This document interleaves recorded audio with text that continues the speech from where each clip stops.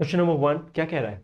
ये कह रहा है कि the value of k for which the system of equation kx minus Y equals to 2 and 6x minus 2y equals to 3 has a unique solution. देखिए बड़ा simple सा है, आपको बस ये दो चीजें पता होनी चाहिए। बहुत इजी क्वेश्चन हो चुका है अब तो ये। a1 upon a2, b1 upon b2, c1 upon c2। Basically a b और c क्या होते हैं? ए होता है कोफिशिएंट ऑफ x, b होता है कोफिशिएंट ऑफ y और c होता है कांस्टेंट टर्म। किसी दो इक्वेशन के लिए a1 और b1 और c1 और a2 b2 c2 हो जाते हैं कॉरस्पॉन्डिंगली।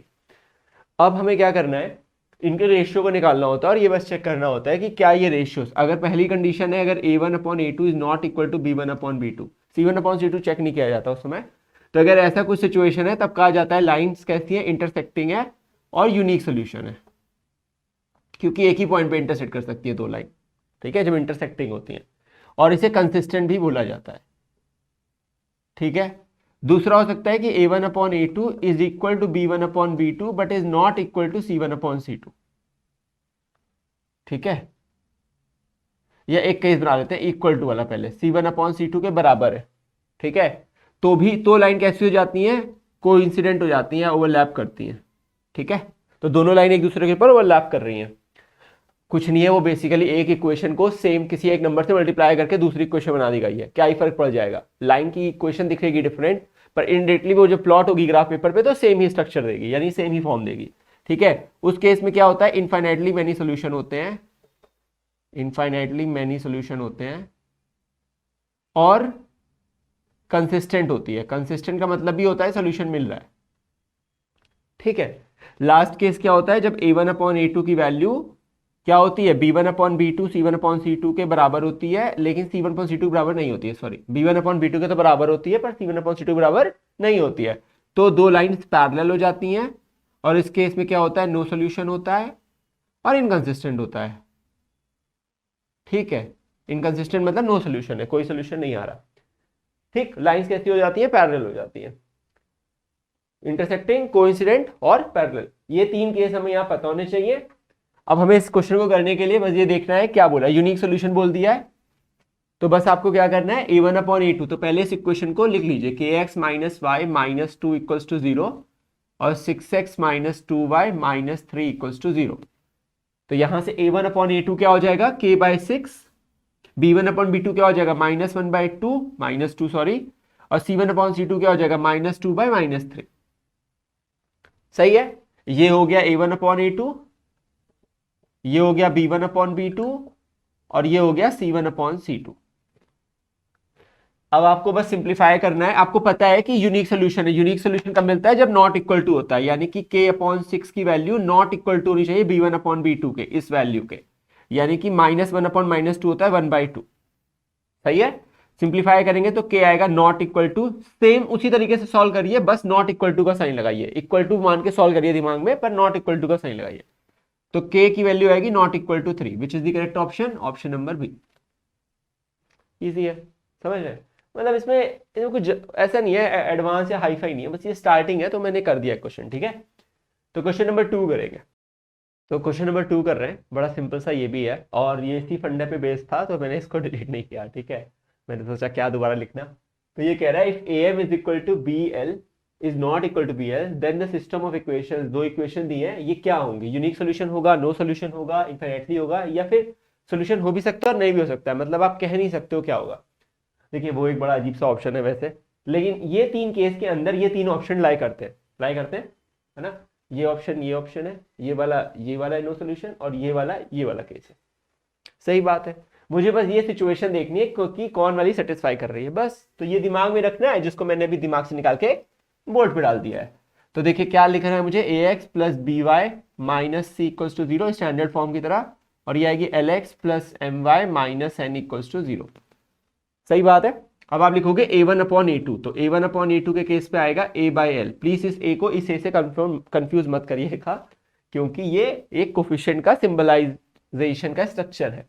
ठीक है, तो स्टैंडर्ड नोटेशन है इसकी। तो a1 upon a2 is equal to a by L, b1 upon b2 की जो वैल्यू आ रही है वो आ रही है b बाई एम, और c1 अपॉन c2 की जो वैल्यू आ रही है वो आ रही है minus C by minus N, जो कि सिंप्लीफाई होकर हो जाएगी c बाय एन। अब थोड़ी सी बुद्धि लगाइए, क्वेश्चन ने कुछ बोला था, उसने बोला था कि am की वैल्यू BL के बराबर नहीं है। तो AM की वैल्यू BL के बराबर नहीं है, ये इस वाले दो केस से आती है। देखिए, तो अगर ये कह रहा है कि AM is not equal to BL, तो बेसिकली इफ नाउ गिवन, ऐसे लिख देते हैं गिवन, है ना, given AM is not equal to BL, this implies what, that A by L is not equal to B by M। ध्यान से देखिए भाई, मैं इसको L को इधर भेज देता हूं और M को इधर भेज देता हूं। मैंने क्या बोला, इसको इक्वल टू मानिए, दिमाग में लिखिए नॉट इक्वल टू, बस सारे करने के प्रोसेस सेम रहेंगे, ठीक है। तो मैथमेटिक्स चेंज नहीं होती वहां पे। तो A by L is not equal to B by M। अब ध्यान से देखिए, A by L किसके बराबर है, A1/A2 के, और B by M किसके बराबर लिखा है हमने, B1/B2 के। तो यहां से कौन सी कंडीशन सेटिस्फाई हो रही है, खत्म हो गया क्वेश्चन, यानी यूनिक सोल्यूशन है। तो has the unique solution, answer is option number A. समझ गए बात को। तो आपने A1/A2 is not equal to B1/B2 यहां से निकाला, इस गिवन कंडीशन को आपने सिंप्लीफाई किया, उस सिंप्लीफाइड को अपनी जो सिचुएशन थी उससे रिप्लेस किया, और वो रिप्लेसमेंट आपने स्टैंडर्ड कंडीशन में जाके चेक कर लिया कि वो क्या कहता है, और अकॉर्डिंगली आपने कर लिया, सिंपल। नेक्स्ट करें। क्वेश्चन नंबर 3 कह रहा है हमसे, ये थोड़ा सा इस तरह का क्वेश्चन आपको मिस कर जाते हैं कभी कभी, तो ध्यान से पढ़िएगा। ग्राफ प्लॉटिंग के ऊपर बेस्ड है। Draw the graph of the equation this, तो इक्वेशन दी है, एक ही ग्राफ पेपर पे बोला है। Find the coordinates of the vertices of the trapezium form, तो एक ट्रेपेजियम बन रहा है और उसके बाद उसको बोल रहा है उसका एरिया निकालो। 3 बातें समझनी है, एक ग्राफ प्लॉटिंग आनी चाहिए, यानी आपको बिल्कुल क्लैरिटी होनी चाहिए कि लाइन कैसे प्लॉट करते हैं, तो ग्राफ प्लॉट हो जाएगा उसका लाइन का, ठीक है। उसके बाद आपको उसके करस्पॉन्डिंगली जो फिगर बनता है उसका स्ट्रक्चर सही समझ में आना चाहिए कि पॉइंट्स क्या पूछे गए हैं, वर्टिसेस पूछे गए हैं, क्या बन रहा है, ट्रेपेजियम बता दिया है, कई बार बताता भी नहीं है, तो ये आपको पता होना चाहिए। फिर लास्टली आपको एरिया निकालने के लिए थोड़ा सा कॉमन सेंस चाहिए, लाइफ में एक वो सबसे इंपॉर्टेंट पॉइंट है जो होना चाहिए, ठीक है, कॉमन सेंस। चाहे आप मैथ कर रहे हो या कोई भी चीज कर रहे हो, कॉमन सेंस को जरूर रखना, तो वो कॉमन सेंस से आ जाएगा। यानी आपके बेसिक मैथमेटिकल जो उसमें यूज होगा, बहुत क्लास 7-6 का यूज हो जाता है आजकल, तो उसकी फाइट नहीं है। ये मैंने वापस से ऐसे कौवे बना दिए कि जैसे कि ठीक है, इजी हो जाए। तो चलिए, इस क्वेश्चन को शायद मैं एक कंप्यूटर की इमेज भी लगा दूंगा निकाल के graph paper, so it looks clean. मतलब अभी थोड़ा मैं हौच पौच बना सकता हूँ क्योंकि तो चलिए सुनते हैं। सबसे पहले आपको लाइन प्लॉट करनी है 2x + y = 2। जब भी लाइन प्लॉट करनी होती है तो किसी भी लाइन को प्लॉट करने के लिए मिनिमम 2 पॉइंट चाहिए होते हैं, पर हम 3 पॉइंट लेते हैं to be on the safe side. कई बार हम गलत से, अगर हमने 2 पॉइंट निकाल दिए और हमने ये समझ लिया सेकंड पॉइंट गलत है, तो वही लाइन गलत प्लॉट हो जाएगी, करेक्ट। तो हम सोचते हैं एक और पॉइंट निकाल लेते हैं, अब ये पता लग जाएगा कि तीनों से पास हो रही है कि नहीं। अगर नहीं हो रही है तो हमने कोई ना कोई पॉइंट गलत निकाल दिया। ये क्या है, ये सेफ गार्ड है ना। तो ये इसीलिए 3 पॉइंट हम यूज करते हैं। वैसे 2 से भी सॉल्व किया जा सकता है, आप बहुत होशियार हो तब भी आप 3 ही पॉइंट बनाना, ठीक है, क्योंकि सारी होशियारी धरी रह जाएगी अगर आपको पहली लाइन गलत बन गई या दूसरी गलत बन गई, तो सब गलत हो जाएगा, है ना। तो 2x + y = क्या हो जाएगा, 2। सबसे पहले आप क्या करते हो, किसी को सब्जेक्ट बना लेते हो किसी भी इक्वेशन में। जनरली सुनिए बेटा, अब यहाँ पे एक इंपॉर्टेंट पॉइंट बता रहा हूँ। जनरली आप उस वेरिएबल को सब्जेक्ट बनाइए जिसका कोफिशिएंट 1 हो। जनरली आप उस सब्जेक्ट को वेरिएबल बनाइए, उस वेरिएबल को सब्जेक्ट बनाइए जिसका कोफिशिएंट 1 हो। यहाँ पे y का कोफिशिएंट 1 है, तो मैं y को एज अ सब्जेक्ट बनाऊंगा, तो I will be on the safe side. It will be easy, why, because मुझे को डिवाइड नहीं करना है नीचे, तो मुझे वो इंटीजर वैल्यू सोचना बड़ा आसान है। इंटीजर वैल्यू वरना मुझे निकालने के लिए बार बार चेक करना पड़ेगा कि डिवाइड जो कर रहा है वो प्रॉपर उसका मल्टीपल हो, या सॉरी फैक्टर हो, करेक्ट। नीचे वाला फैक्टर होगा, ऊपर वाला उसका मल्टीपल होगा, करेक्ट। तो चलिए ऐसे अच्छे से डिब्बा बना लीजिए, यहाँ लिख लीजिए x, यहाँ लिख लीजिए y। आप पुट किस में कर रहे हैं, x में, तो पहले x को तो 0 रख लीजिए, एकदम शॉर्ट हो जाएंगे आप। तो x को 0 रखेंगे तो क्या आएगा, ये 0 हो जाएगा, y की वैल्यू 2 आ जाएगी। आप इसे करके भी दिखा सकते हैं, मैं स्किप कर रहा हूं बस। दूसरा, x को रख लीजिए 1, जब आप x को 1 रखेंगे तो 2 - 2 आ जाएगा, जो कि हो जाएगा 0। ये बहुत ही स्टैंडर्ड, बहुत ही इजी तरीका है। अब 1 और 0 अगर इस तरह के पॉइंट मिलते हैं तो it's like the easiest thing you are doing, okay. लेकिन फिर भी अब मुझे क्या करना है, यहां से y = एक और वैल्यू निकालनी है, तो मैं एक x को इस बार -1 रख लेता हूं, रख लेते हैं -1 भी। तो जब हम x को -1 रखेंगे तो ये 2 + 2 क्या हो जाएगा, 4 हो जाएगा, सही है। अगर मैं x को 2 रख देता तो ये -2 आ जाता। ले देंगे, कुछ ज्यादा चेंज नहीं हो रहा, आपकी इच्छा है, मैंने -1 चुन लिया, 0 1 -1, ठीक है। अच्छा, एक तो ये हो गया। दूसरा कौन सा आएगा, दूसरा आएगा 2x + y = 6। ये पैरेलल लाइन है, आपको दिख रहा है ये पैरेलल लाइन है, क्यों? क्योंकि देखिए 2/2 1, 1/1 1, तो A1/A2 is equal to B1/B2 है, लेकिन C1/C2 निकालना है तो -2/-6 1/3 आ रहा है, नहीं है, तो पैरेलल लाइन होती है। तो अभी आपको इसको निकालना है, सेम प्रोसेस है बेटा, y को सब्जेक्ट बना लीजिए, डब्बा बना लीजिए और उसके अंदर वैल्यूज पुट करनी है 3 ठो, तो ये x और ये y, मतलब x और y को छोड़ के 3 ठो। तो अब की बार फिर से इसको देखिए, अगर आप x को 0 रख सकते हो, आप चाहो तो 0 रख सकते हो। जब आप x को 0 रखोगे तो y की वैल्यू 6 आएगी, जब आप x को 1 रखोगे तो y की वैल्यू क्या आ जाएगी बेटा? 6 - 2 4 आ जाएगी। अब मैं थोड़ी सी बुद्धि लगाऊंगा, मुझे लग रहा है ये भी 0 हो जाता तो अच्छा हो जाता, कम से कम एक y भी 0 मिल जाता। तो ये y 0 कब होगा? जब y को 0 रखेंगे, जब y को आप 0 रखेंगे तो 2x बराबर 6 आ जाएगा, यानी x बराबर 3 आ जाएगा। ठीक है, तो x हो गया 3, अगर 3 रख देंगे तो 6 - 6 जो कि होता है 0। ये पॉइंट्स मिल गए। तो जो पॉइंट्स हमें प्लॉट करने हैं पहली लाइन के लिए वो है 0,2, दूसरा है 1,0 और तीसरा है -1,4। जो हमें दूसरी लाइन के लिए दूसरी लाइन के लिए जो पॉइंट्स प्लॉट करने हैं वो है 0,6, 1,4 और 3,0। ठीक है, अब इसका बचा हुआ जो भी हिस्सा है इसको मैं कंप्यूटर के थ्रू करूंगा, मैं यहां पे बना के उसको नहीं करना चाहता। ठीक है, तो हमारे केस में 2 पॉइंट्स आ गए थे, करेक्ट। पॉइंट 1 थे 0,2, 1,0 और -1,4, और दूसरा है 0,6, 1,4 और 3,0। इसको अब हमें क्या करना है, पहले प्लॉट करना है अपने XY एक्सिस पे। तो चलिए हम इसे प्लॉट करके देखते हैं और वहां से हम सोचेंगे कि ये कैसा फिगर है ट्रेपेजियम, उसका फिर एरिया निकालेंगे। ठीक है, तो इसको करने के लिए हम एक ग्राफ बना लेते हैं सिंपल सा। अब इसको मैं प्लॉट करने जा रहा हूं, तो अज्यूम करते हैं ये मेरा 1 है, 2 3 4 5, यहाँ पे 1 2 3 4 5, -1 -2, यहाँ पे -1 -2। अब पहला पॉइंट है 0,2, तो देखिए 0,2 जो पॉइंट है वो है 0,2, तो ये पॉइंट है। दूसरा है 1,0, तो 1 x एक्सिस पे और y एक्सिस पे मूव नहीं किया तो ये हो गया। तीसरा है -1,4, तो ये वाला पॉइंट हो गया। इससे पास होते हुए मुझे क्या बनानी है, एक लाइन। आई विश की एक लाइन बन जाए, थोड़ा सा ये मिस कर रही है तो मैं ऐसे ही बना लेता हूं। ठीक है, तो ये जो लाइन है ये आ जाएगी हमारी, ओके, तो ये बन गई पहली लाइन, सही है। फिर बोल रहा है दूसरी लाइन है 0,6 0,6, तो आई नीड 1 4 पॉइंट, एक सेकेंड, इसको थोड़ा एक्सटेंड कर लेते हैं, यहाँ से यहाँ पे 6 लिख लेते हैं। ठीक है, तो ये हो गया 0,6, यहाँ पे आ गया। तो ये पॉइंट है हमारा क्या है, 0,6। फिर है 1,4 1,4, ठीक है, और दूसरा है 3,0, तो ये पॉइंट है। तो ये जो लाइन बन रही है, ये जो लाइन है, ये लाइन है हमारी सेकेंड वाली, दोनों कलर से पता लग रहा है। अब हमें इसके बीच में देखिए, अगर आप ये क्वेश्चन क्या करता है ना, थोड़ा गड़बड़ करता है। बेसिकली हमें ये पूरा x एक्सिस और y एक्सिस वाले हिस्से को भी लेना पड़ता है। तो ये वाला हिस्सा आप लोगे और ये वाला हिस्सा लोगे, तो ये जो एरिया निकाल रहे हैं ये एरिया हमें पता करना है। अब आप एक बात सुनिए, मैं इसको कुछ नामकरण कर देता हूं अब। तो मान लेते हैं ये पॉइंट है A, ये है पॉइंट B, ये पॉइंट C, ये पॉइंट D। इससे कोई मतलब नहीं है, ठीक है।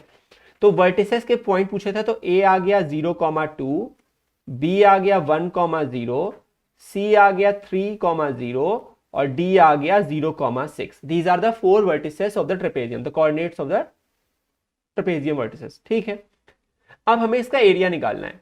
अब आप क्या करोगे, half sum of parallel sides into distance between them कर सकते हो, पर थोड़ा बुद्धि लगाओ। ये दो ट्रायंगल के एरिया का सबट्रैक्ट करके आ जाएगा। एक बड़ा ट्रायंगल दिख रहा है आपको और एक उसमें छोटा ट्रायंगल, अगर ये हटा दूं तो यही तो बचेगा। तो बस बड़े ट्रायंगल का एरिया क्या होगा, इसको मैं ओ बोल देता हूं। तो area triangle DOC minus area triangle AOB, बस AOB को सेपरेट करना है। तो DOC का एरिया क्या होगा, हाफ बेस, DOC में बेस है OC times height DO minus half AOB में क्या है base OB times height AO। अब यहां पे क्या आएगा हाफ, इसको मैं थोड़ा नीचे लिख ले रहा हूं बेटा, एक सेकेंड, हाँ इसको मैं थोड़ा सा नीचे लिख ले रहा हूं, ठीक है। तो ये जाएगा हाफ, OC कितना है देखिए, OC 3 होगा, ये 3 यूनिट्स है 3, DO कितना है, ऊंचाई 6 है, ये 6 है ना पॉइंट बेटा, तो ये 6 है माइनस हाफ, OB कितना है 1 और AO कितना है 2, क्योंकि ये A2 पर है तो ये 2 है। सिंप्लीफाई करेंगे तो ये 9 माइनस 1 जो कि आ जाएगा 8 स्क्वायर यूनिट्स, यूनिट्स लिखेंगे क्योंकि नहीं पता है सेंटीमीटर है कि मीटर है। तो इस तरीके से हमने इसका एरिया भी निकाल लिया, इजी तरीका था। Half sum of parallel sides into distance भी कर सकते थे, पर फिर डिस्टेंस कैसे, सम ऑफ पैरेलल साइड्स कैसे निकालते, फिर डिस्टेंस फॉर्मूला लगाते जो भी पढ़ा नहीं है, इसलिए इस तरीके से आसान होता है। और ज़्यादातर इस चैप्टर में इसी तरीके से कर लेते हैं, ट्राइंगल के एरिया सेपरेट करके रेक्टेंगल का एरिया निकाल के ऐसे बेसिकली लेंथ इंटू ब्रेड्थ से वैसे हो जाते हैं। तो मुझे लगता है आप समझ गए होंगे, ठीक है। चलिए, तो अब हम, आपने अभी तक देख लिया होगा, मैंने ग्राफ में प्लॉट कर दिया है, और अब हम क्वेश्चन नंबर 4 करेंगे। क्वेश्चन नंबर 3 में आपने ग्राफिकल सोल्यूशन देखा था बेटा, और फोर्थ जो होता है ये होता है आपका सोल्यूशन मेथड का सेकंड वे। अब इसको आप कैसे भी कर सकते हो, सब्स्टिट्यूशन मेथड से कर सकते हो, एलिमिनेशन से कर सकते हो, क्रॉस मल्टीप्लिकेशन जो था वो तो हटा दिया गया 2020 के सिलेबस से, इसीलिए सीरीज में नहीं है। लेकिन इसको क्वेश्चन को लेने का मेरा मकसद कुछ और था, मतलब क्वेश्चन तो बहुत सारे थे, पर इस क्वेश्चन में आप एक चीज देखिए, जनरली क्या होता है जब हम इस तरह के सोल्यूशन देखते हैं, क्वेश्चन देखते हैं सॉरी, तो हम क्या करते हैं एलसीएम ले लेते हैं और सिंप्लीफाई करते हैं। कई बार आपको ये छोटे नंबर नहीं मिलते, अभी एलसीएम लेना इज इजी, कई बार बड़े नंबर मिलेंगे और मल्टीप्लाई करके और बड़े होते जाएंगे, तो it's not a good approach. तो बेहतरीन अप्रोच ये होती है कि क्या हम अभी इसी सिचुएशन में एलिमिनेशन कर सकते हैं, या x/10 और x/8 उड़ा देते हैं किसी तरीके से। अरे जब हम, एक बात बताइए आज मुझे, जब लिखा होगा 4x और यहां लिखा होगा 5x, अगर आपको इन दोनों टर्म को एलिमिनेट करना होता है, आप कहते हो इसको 5 से कर दीजिए सर और इसको 4 से कर दीजिए, तो ये 20x हो जाएगा, ये भी 20x हो जाएगा, तो सर कैंसिल हो जाएंगे, यही तो आप बोलते आए हो। तो अगर आप यहां पे कर सकते हो तो ये फ्रैक्शनल वाले में क्यों नहीं कर सकते हो, तब भी कर सकते हो। अब आप बुद्धि लगाओ, ये y/5 है, ये y/6 है, मेरा मन कर रहा है y को उड़ाने का, क्यों, क्योंकि छोटे नंबर है, 8 और 10 बड़े नंबर है कंपैरेटिवली, तो इसलिए मुझे लग रहा है चलो 5 और 6 को एलिमिनेट करते हैं, कोशिश करते हैं। तो इसे अगर मैं 1/6 से मल्टीप्लाई कर दूं तो ये y/30 बन जाएगा, और इसे अगर मैं 1/5 से मल्टीप्लाई कर दूं तो ये y/30 मिल जाएगा। कुल मिला के मैं क्या सोच रहा था, मैं ये सोच रहा था कि y/5 को मैं कैसे y/6 के इक्वल करूं, यहां क्या मल्टीप्लाई करूं और यहां क्या मल्टीप्लाई करूं कि ये और ये दोनों बराबर हो जाएं। अरे y को तो मुझे संभाल के रखना ही है, बस मुझे इन दोनों को सेम करना था, तो मैं इसमें 1/6 कर देता हूं मल्टीप्लाई, और इसमें 1/5 कर देता हूं मल्टीप्लाई, दोनों 1/30 बन जाएंगे y के साथ ऑफकोर्स। तो आप बात समझ में आई क्या कहना चाह रहा हूं। तो हम यही अप्रोच यहां लगाएंगे, दोनों इक्वेशन को इन्हीं टर्म से मल्टीप्लाई करेंगे, ठीक है। चलिए करेंगे, पहले मैं इसको इरेज कर देता हूं,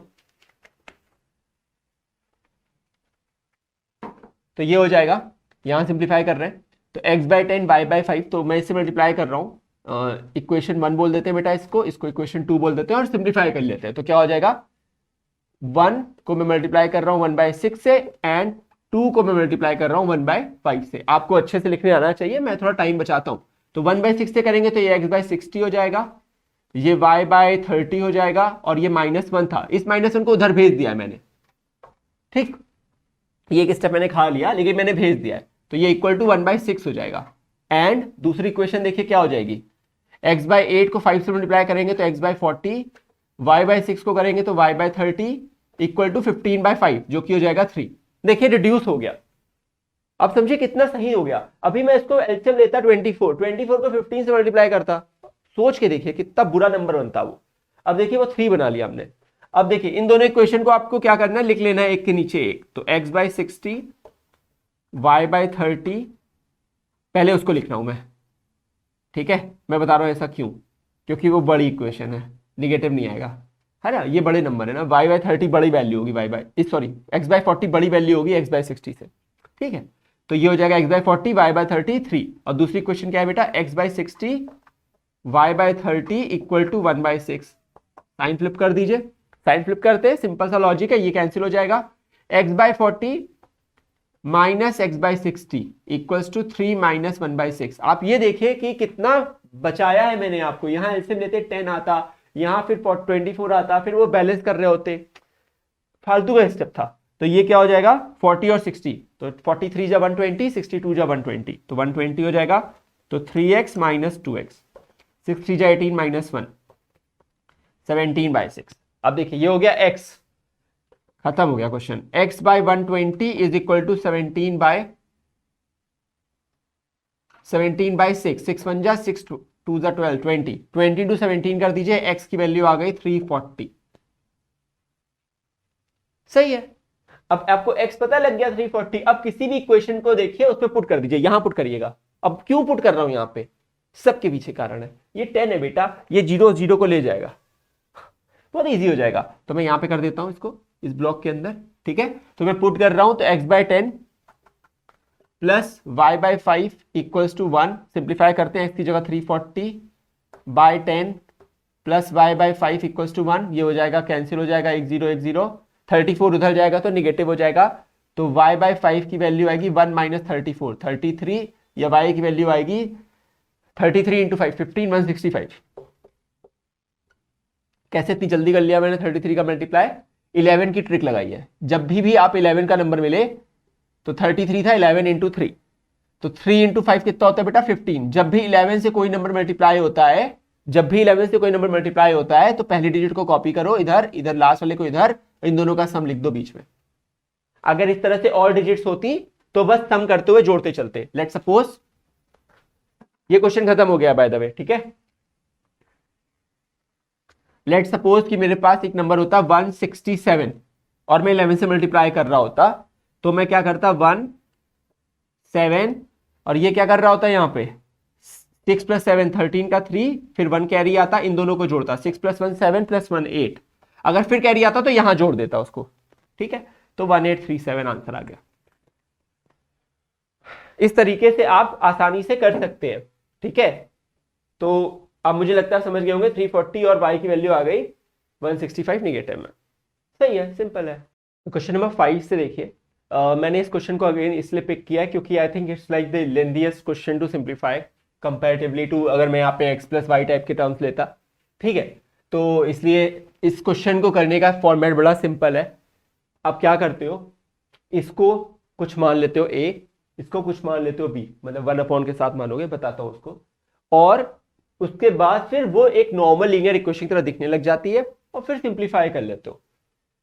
कई बार अगर मैं सिर्फ x + y होता तो वैसे डायरेक्टली भी कर देता, पर अभी नहीं करूंगा क्योंकि यहाँ पे बहुत कॉम्प्लेक्स हो जाएगा समझाना। तो अब हमें इसे क्या करना है, पहले हमें अज्यूम करना होता है बेटा फर्स्ट टर्म 1/x + 2y, कभी भी इन नंबर्स को नहीं लिया जाता, ये याद रखिएगा, ठीक है। तो 1/x + 2y की वैल्यू क्या हो जाएगी, लेट सपोज a है, आप u v ले लो, p q ले लो, आपकी इच्छा है, s t ले लो, कुछ भी लेना हो ले लो आप। 1/x 3x - 2y को हम क्या ले लेंगे बेटा, b ले लेंगे। याद रखिएगा 1/ को लेते हो, ये बहुत इंपॉर्टेंट पॉइंट है। तो अगर हम इसे सिंप्लीफाई करते तो ये आता 1/2, उसके बाद a ऊपर आता, a नीचे मत लिखिएगा, यही मैं बोल रहा था अभी, क्योंकि मैंने इस पूरे 1/ को a लिया है, तो a न्यूमरेटर में पहुंचेगा ना, नीचे थोड़ी पहुंचेगा। अच्छा, तो इसे a/2 भी लिख सकता था मैं, चलिए, प्लस 5/3b, क्योंकि मैंने फिर 3x - 2y को लिया हुआ था 1/ के साथ, इज इक्वल टू -3/2 एंड अब क्या होगा, ये पूरा टर्म 5/4b बन जाएगा, a बन जाएगा, आई एम सॉरी, a बन जाएगा, और ये हो जाएगा 3/5b, क्योंकि 3x - 2y है, इक्वल टू 61/60। अभी मैंने जब पिछला क्वेश्चन सॉल्व किया तो मैंने आपसे एक बात बोली, वो बात आपको याद है कि हम हमेशा एलसीएम लेके सॉल्व करने की कोशिश नहीं करते हैं। पिछले वाले क्वेश्चन आपने देखा मैंने एलसीएम नहीं लिया, पर उसके बिना भी सॉल्व कर लिया, और कितना आसानी से कर लिया। कारण ये था क्योंकि उस समय नंबर्स ऐसे थे कि वहां जाके बड़े होके मल्टीप्लाई हो रहे थे। अब की बार ऐसा नहीं है, अब की बार राइट साइड में भी फ्रैक्शन है। पिछली बार राइट साइड में नंबर्स ऐसे थे जो न्यूमरेटर में पड़े थे और मल्टीप्लाई होकर और बड़े बना रहे थे उनको, लेकिन यहां पे अगर एलसीएम लोगे तो वो इसके साथ इसको कैंसिल भी करते हैं। तो इस बार एलसीएम लेना इज अ गुड थिंग। छोटी सी बात समझा रहा हूं, आपको समझ में आ रही है, बहुत इंपॉर्टेंट पॉइंट है, लेकिन मैं आपकी जिंदगी सुकूनदायक कर रहा हूं इस चीज को बोल के। 2 3 जा 6, 2 3 जा तो ये हो जाएगा 3a प्लस 2 3 2 2 5 जा 10b इक्वल्स टू -3/2 एंड 20 4 5 जा 25a 5 4 जा 4 3 जा 12 इज इक्वल टू 61/60। अब बस थोड़ा सा सिंप्लीफाई करेंगे इसको तो ये हो जाएगा 3a plus 10b equals to इसको 2 1 जा 2 2 3 जा 6 उधर जाएगा तो -9 एंड ये 21 जा 23 जा तो ये हो जाएगा 25a minus 12b equals to 61/3। यहां तक मुझे लगता है कोई दिक्कत नहीं होगी। This is a very simple thing to understand. Okay, now the next important point, इसके पास 3a है, यहाँ 25a है। I think quite a long time, क्योंकि 3 25 से करना पड़ेगा, कर सकते हैं वैसे। ये 10 है और ये 12 है। 10 और 12 का एलसीएम होता है आई गेस सो 160। तो यहाँ 5 6 से करना पड़ेगा, यहाँ 5 से करना पड़ेगा। तो ठीक है, तो ये वाला कर लेते हैं, इसको 6 से करते हैं, इसको 5 से करते हैं, क्योंकि ये 10 है और ये 12 है और 10 और 12 का एलसीएम क्या होता है 60 होता है। ठीक है, तो फर्स्ट वाली इक्वेशन, अब मैं इसको इक्वेशन 1 बोल देता हूं अपने लिए और इसको इक्वेशन 2, क्योंकि अभी तक मैं एंड लिखते हुए चला आया था तो मैंने किसी इक्वेशन को कोई नंबर देने की गलती नहीं करी थी। तो फर्स्ट इक्वेशन को मैं मल्टीप्लाई कर रहा हूं 6 से एंड सेकेंड इक्वेशन को मैं मल्टीप्लाई कर रहा हूं 5 से। अब देखिए क्या होगा, मैं एक दूसरे के नीचे लिखूंगा इस बार क्योंकि I want to save the space. ठीक है, तो 6 3 जा 18, जनरली मैं नहीं लिखता हूं, जनरली मैं एंड करके लिखता हूं फिर इक्वेशन को लिखता हूं, that's the way I follow. तो 6 3 जा 18a प्लस 6 10 जा 60b इक्वल्स टू 6 9 जा 54। सॉर्टेड है। वहां पे किससे हो रहा है 5 से हो रहा है, 25 5 जा 125a माइनस 25 12 5 जा 60b इक्वल्स टू 5 1 जा 5 5 6 जा 30। ठीक है, बाय 3। अब की बार सब्ट्रैक्ट नहीं करेंगे, क्यों? क्योंकि दोनों डिफरेंट साइन के हैं तो ऐड करके कैंसिल होते हैं, सिंपल सा लॉजिक है। तो अब की बार एडिशन हो रहा है, तो यानी कि कोई साइन चेंज नहीं होगा, बस ऐड हो जाएंगे। ये जुड़ेगा तो हो जाएगा 100 5 8 13 2 1 3 1 4 143a इक्वल्स टू, इन दोनों को जोड़ता हूं मैं राइट साइड में और ये सिंप्लीफाई करता हूं, 305/3 माइनस 54 है। तो ये जाएगा 305 माइनस 3 4 जा 12 3 5 जा 15 116 5 से 2 गए 3 10 में 6 गए 4 और 2 में से 1 गए 143/3। बताइए क्या चाहिए आपको इससे ज्यादा? हाँ बताइए, इससे अच्छा कुछ चाहिए? 143 चल दिए तो क्या बन गया, a equal to 1/3। I hope ये दिख रहा है। ठीक है, ठीक है। तो a की वैल्यू क्या आ गई 1/3। ठीक है, तो a इज 1/3। अब a आ चुका है, मुझे b निकालना है, तो मुझे b निकालने के लिए किसी एक अच्छी सस्ती इक्वेशन में डालना पड़ेगा, महंगी इक्वेशन में नहीं डालेंगे, सस्ती इक्वेशन ये वाली है। ठीक है, तो इसको करते हैं। तो मैंने क्या किया, a इक्वल टू 1/3 को पुट करने के लिए मैंने वो सब कुछ हटा के ये वाली इक्वेशन को बचा लिया। ठीक है, क्योंकि मुझे बाद में रियलाइज हो रहा है कि ये सही नहीं है, ये ज्यादा बेटर है, ये इसमें रख देते हैं। ठीक है, तो a इक्वल टू क्या हो गया 1/3, तो यहां पे रखेंगे तो जल्दी हो जाएगा। तो 3a की वैल्यू क्या हो जाएगी 1 प्लस 10b इक्वल्स टू -9। वो इरेज करते थे, मुझे रियलाइज हो चुका था। तो 10b इक्वल्स टू क्या हो जाएगा -10, दिस इंप्लाइज b की वैल्यू आ जाएगी -1। बात समझ गए आप? तो इसलिए अब आपको क्या मिला फायदा कि b की वैल्यू क्या आ गई -1 और a की वैल्यू 1/3। आपने a को माना है 1/3, तो 1/x प्लस 2y की वैल्यू क्या आ गई नहीं, a की वैल्यू 1/3 एंड इससे सिंप्लीफाई करके क्या आएगा x प्लस 2y की वैल्यू 3 आ जाएगी एंड। ठीक है, अब एक बात सुनिए, 1/3x माइनस 2y की वैल्यू -1 है। 1/3x माइनस 2y की वैल्यू क्या है बेटा -1 है। b की वैल्यू क्या आई है -1, तो ये हो जाएगा 3x minus 2y equal to -1। मैं चाहूं तो इस -1 को यहां मल्टीप्लाई कर सकता था, पर मैंने इसलिए नहीं किया बेटा क्योंकि ये माइनस को मैंने इधर भेज दिया है। आई जस्ट वॉन्ट कि 3x वाला टर्म पॉजिटिव ही रहे, क्योंकि ये दोनों ऐड होकर कैंसिल होने वाला है। ठीक है, तो ये हो जाएगा x plus 2y equals to 3x minus 2y equals to -1 add कर दिए, तो ये हो जाएगा 4x इक्वल्स टू 2, क्योंकि ये कट जाएगा 3 - 1 होगा, तो यानी कि x की वैल्यू आ जाएगी 1/2 और इसको उठा के इसमें पुट कर दीजिए। x प्लस 2y की वैल्यू क्या है 3, तो 1/2 प्लस 2y की वैल्यू किसके बराबर है 3 के, सिंप्लीफाई कर लीजिए तो ये हो जाएगा 2y इक्वल टू 3 - हाफ 5/2 या y इक्वल टू 5/4। ये तो बहुत ईजी है बेटा, इसमें मैं क्या ही एक्सप्लेन करूं। ठीक है, तो अब तो ये क्लैरिटी आ गई होगी। ठीक, तो इस तरीके से हमें इसको करना है। समझ गए बात को? तो मुझे लगता है आपको लॉजिक समझ में आया होगा कि मैंने यहाँ पे क्यों पुट किया था और वहां पुट करना मुझे क्यों अच्छा नहीं लगा बाद में। ठीक है, तो till then I hope it is fine. तो नेक्स्ट करेंगे, क्वेश्चन नंबर 6 कर रहे हैं और इसको करने का बड़ा एक सिंपल सा लॉजिक है और वो ये कि ये नंबर ये इक्वेशन नॉर्मल तरीके से नहीं की जाती, ये तो एकदम क्लियर कर लीजिए। इस इक्वेशन को सॉल्व करने के लिए आप कभी भी ये नहीं करेंगे मैं इसको 3878 से मल्टीप्लाई करूंगा सर इसको 152 से या इसके एलसीएम से। भाई इतना टाइम नहीं दे रहे लाइफ में। ठीक है, सिंपल सा लॉजिक है, ये यहां लिखा गया है और ये यहां लिखा गया है, बस आपने ये देख लिया, खेल खत्म। एक बार इन दोनों इक्वेशन को ऐड करते हैं और एक बार इन दोनों इक्वेशन को सेपरेट करते हैं, यही है इसका मूल मंत्र करने का। तो ऐड 1 and 2 तो करेंगे तो क्या आएगा, देखिए जब इन दोनों को ऐड करेंगे तो माइनस आएगा, 8 में से 2 गया 6 क्योंकि ये दोनों ऐड हो रहे हैं, डिफरेंट साइन है, सब्ट्रैक्ट होंगे डायरेक्टली। 7 में से 5 गया 2, 3 में से 1 गया 2 एक्स। अब इन दोनों को करिए ऐड तो ये माइनस आएगा, फिर से सेम ही चीज हो रही है तो फिर 226 आएगा इक्वल्स टू, ये निगेटिव आएगा बेटा और यहाँ आएगा 4 4 4 8 7 और 6 678। और हमेशा ये होगा कि ये और ये इन दोनों ये इसको डिवाइड करता होगा, हमेशा ये मल्टीपल है इस नंबर का, हमेशा होता है ये।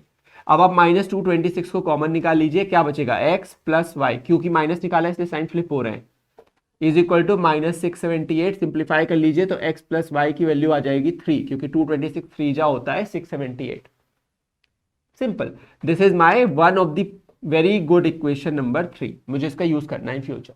ठीक है, अच्छा अब इन दोनों को सब्ट्रैक्ट करते हैं तो कैसे भी कर दीजिए कोई फर्क नहीं पड़ता, मैं बस कोशिश कर रहा हूं कि x वाला टर्म पॉजिटिव आ जाए तो मैं इससे इसको सब्ट्रैक्ट कर दे रहा हूं, तो ये सब्ट्रैक्ट हो रही है इसमें से। ठीक है, तो सब्ट्रैक्ट 2 from 1,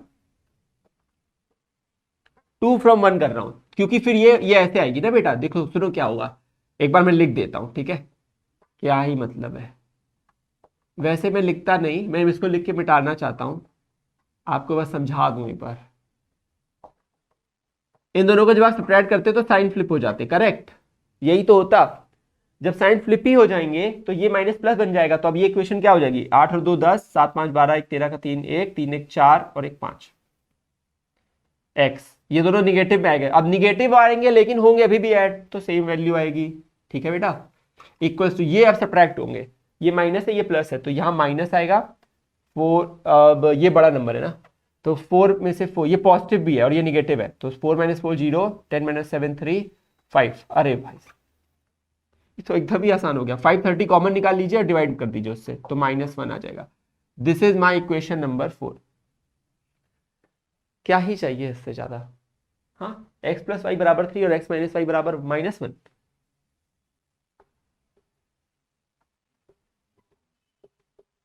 बस ऐड कर दीजिए, 2x बराबर 2 आ जाएगा।